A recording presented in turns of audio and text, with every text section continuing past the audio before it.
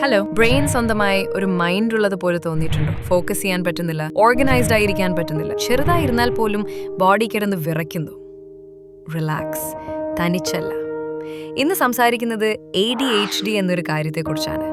Attention deficit hyperactivity disorder. Exactly എന്താണെന്നും ജീവിതത്തിൽ എങ്ങനെ എഫക്റ്റ് ചെയ്യുന്നുവെന്നും സിമ്പിളായി മനസ്സിലാക്കാം. ആദ്യം ഒരു കാര്യം ക്ലിയർ ആക്കാം. ADHD എന്നാൽ ലേസി ആണെന്നോ ശ്രമം കുറവാണെന്നോ അല്ല. റിയൽ ബ്രെയിൻ ഡിഫറൻസ് ആണ്. Neuro developmental disorder.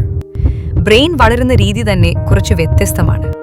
Planning, memory, action control ചെയ്യുന്ന ഭാഗങ്ങളാണ് ഇതിൽ കുറച്ച് വ്യത്യസ്തമായി വർക്ക് ചെയ്യുന്നത്. ബ്രെയിൻ്റെ കൺട്രോൾ സെന്റർ ഒരു രീതിയിൽ വർക്ക് ചെയ്യുന്നു എന്ന് മാത്രം.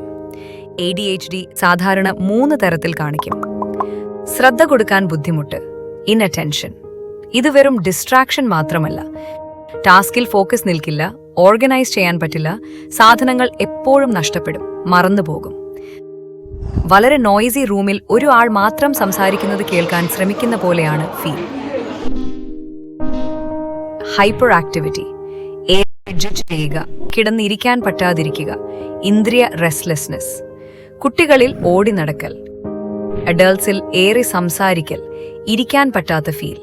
എനർജിയുണ്ട്, പക്ഷെ കൺട്രോൾ ചെയ്യാൻ പറ്റുന്നില്ല. ഇമ്പൾസിവിറ്റി, ചിന്തിക്കാതെ ആക്ട് ചെയ്യുക, വാക്ക് മുറിക്കുക, ക്യൂവിൽ വെയിറ്റ് ചെയ്യാൻ പറ്റാതിരിക്കുക, പെട്ടെന്ന് ഡിസിഷൻ എടുക്കുക. എല്ലാവർക്കും ഇതൊക്കെ ചിലപ്പോൾ ഉണ്ടാകും, പക്ഷേ ADHD ഉള്ളപ്പോൾ ഇത് വളരെ ഇടയ്ക്ക് ഉണ്ടാകും. ഒപ്പം വീട്, സ്കൂൾ, ജോലി, ഫ്രണ്ട്സ്, ഫാമിലി എല്ലാം കുഴപ്പത്തിലാകും. ഇത് തെരഞ്ഞെടുക്കുന്ന കാര്യമല്ല, ബ്രെയിൻ വയറിംഗ് തന്നെ വ്യത്യസ്തമാണ്. ജീവിതത്തിൽ എങ്ങനെ എഫക്റ്റ് ചെയ്യും? സിമ്പിൾ ഡെയിലി ടാസ്കുകൾ പോലും ബുദ്ധിമുട്ടാകും. ഓർഗനൈസ് ചെയ്യുക, പ്ലാൻ ചെയ്യുക, ടൈമിന് റെഡിയാകുക. റെസിപ്പിയിൽ പല സ്റ്റെപ്പും മിസ്സിംഗ് ആയ പോലെ തോന്നും. ഇമോഷണലായി വളരെ ടഫാകും. ആങ്സൈറ്റി, സ്ട്രെസ്, ഡിപ്രഷൻ ഇതൊക്കെ കൂടുതൽ ചാൻസ് ഉണ്ട്. ഇമോഷൻസ് വളരെ ഇൻറ്റൻസ് ആയി ഫീൽ ചെയ്യും. പെട്ടെന്ന് ദേഷ്യം, ഫ്രസ്ട്രേഷൻ, ചെറിയ കാര്യങ്ങൾക്ക് ഏറെ വിഷമം. റിലേഷൻഷിപ്പിൽ പ്രോബ്ലം വരും. ഇന്ററപ്റ്റ് ചെയ്യുക, സംസാരിക്കുമ്പോൾ ശ്രദ്ധിക്കാതിരിക്കുക, ഇമ്പോർട്ടൻ്റ് കാര്യങ്ങൾ മറക്കുക. ഇതൊക്കെ മിസ്അണ്ടർസ്റ്റാൻഡിംഗ് ഉണ്ടാക്കും.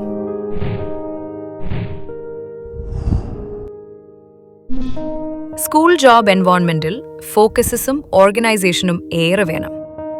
മീറ്റിംഗിൽ ശ്രദ്ധിക്കുക, ഡെഡ്ലൈൻ മാനേജ് ചെയ്യുക, മൾട്ടിപ്പിൾ പ്രോജക്ട്സ് ഹാൻഡിൽ ചെയ്യുക. ഇതൊക്കെ കടുത്ത പോരാട്ടമാകും. ചിലപ്പോൾ ജോബ് നിലനിർത്താൻ പോലും ബുദ്ധിമുട്ട് വരും. സ്ലീപ്പ് പ്രോബ്ലം ഏറെ കാണും. Snoring, restless legs. നല്ല ഉറക്കം കിട്ടാതെ വന്നാൽ സിംറ്റംസ് കൂടുതൽ വഷളാകും. ഒരു വിഷസ് സൈക്കിളായി മാറും.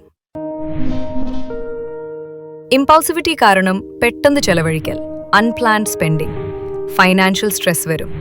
ബ്രെയിൻ ക്വിക്ക് റിവാർഡ് തിരയും. അൺഹെൽത്തി ഹാബിറ്റ്സ് വരാൻ ചാൻസ് കൂടുതൽ. ചുരുക്കി പറഞ്ഞാൽ ADHD ശ്രദ്ധ കുറവല്ല, ശ്രദ്ധ മാനേജ് ചെയ്യാനുള്ള ബുദ്ധിമുട്ടാണ്. റിയൽ ബ്രെയിൻ ഡിഫറൻസ് ആണ്. ജീവിതത്തിന്റെ എല്ലാ ഭാഗത്തും എഫക്റ്റ് ചെയ്യും. പക്ഷേ ശരിയായ അണ്ടർസ്റ്റാൻഡിംഗ്, പേഷ്യൻസ്, സപ്പോർട്ട് ഉണ്ടെങ്കിൽ ADHD ഉള്ളവർക്ക് തീർച്ചയായും ത്രൈവ് ചെയ്യാം. ക്രിയേറ്റിവിറ്റി, ഹൈ എനർജി, ഇഷ്ടമുള്ള കാര്യത്തിൽ ഹൈപ്പർ ഫോക്കസ് ഇതൊക്കെ അവരുടെ സൂപ്പർ പവറാണ്. ആവശ്യമുള്ള ഒരാൾക്ക് പങ്കുവെക്കൂ. കൂടുതൽ വീഡിയോകൾക്കായി സബ്സ്ക്രൈബ് ചെയ്യൂ. കമന്റിൽ നിങ്ങളുടെ അനുഭവം പറയാൻ മറക്കരുത്. നിങ്ങൾ ഒറ്റയ്ക്കല്ല.